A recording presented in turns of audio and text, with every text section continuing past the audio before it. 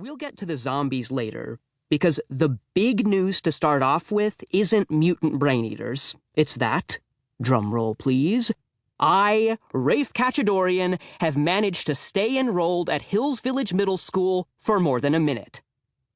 That's right, you heard me. Since we last spoke, I have not been expelled. Not even suspended. Detention, well, let's not go that far. I'm not perfect. But for me, not getting kicked out of school is seriously awesome, bordering on miraculous and hunkering down right next door to flat-out impossible. For example, it seems like only yesterday that the seriously scary new vice principal at Hills Village, the knuckle-crunching Charlotte P. Stonecase, a.k.a. the terror from room 666, a.k.a. the Skull Keeper, forced me to take part in the program, a kind of prison camp in the woods for wayward students. Wayward is just another way of saying troublemaking. And before I could say, "No, wait, I think there's been some kind of mistake," I was shipped off to the Rocky Mountains for a week of total attitude realignment. For a while there, it was touch and go. But somehow I survived and made it back from Colorado alive. Who knows? Maybe the bottom line is that VP Stonecase wasn't so far off the mark about what I needed. Maybe she's some sort of cosmic fortune teller. Anyway, this whole not getting into major trouble at Hills Village Middle School situation was so weird that I was convinced the school had been taken over by pod creatures. You know, the kind of aliens who sneakily make themselves look like the regular people they've eaten until you're the only human left. I decided to test my theory. The big mistake I made was to test it by pulling Mr. Hernandez's mustache in gym class. You can already see where this is going, right? Mr. Hernandez was standing in for Mr. Lattimore, our regular gym teacher, and I had some sort of brain-melting idea that pod people might use fake mustaches or something.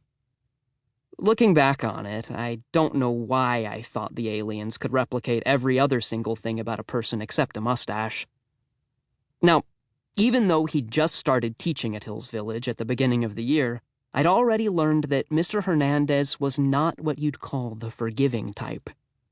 In fact, trying to figure out once and for all if Mr. Hernandez was an alien by trying to pull off his mustache would normally have resulted in at least 100 years of detention and Mr. Hernandez mutating into a black hole of vengeance. But Mr. Hernandez only made me run 20 laps of the football field. Like I said, weird. And I haven't even gotten to the drop bears yet. Chapter 3. Budgie Smugglers Ahoy! Later that day, things got even weirder. The school had a special assembly, and after Principal Stricker droned on for like 10 minutes, she introduced the mayor of Hills Village.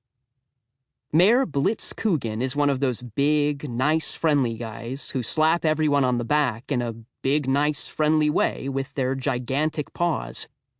He gave Principal Stricker such a big, nice, friendly pat on the back that she almost coughed up a lung and crowd-surfed off the stage. "Good day, Hills Village," Mayor Coogan boomed into the microphone. "Fair dinkum, it's a bonzer arvo for you and your cobbers to put on the old budgie smugglers and take the planks down the beach to catch a couple of goofy breaks out back." There was a stunned silence.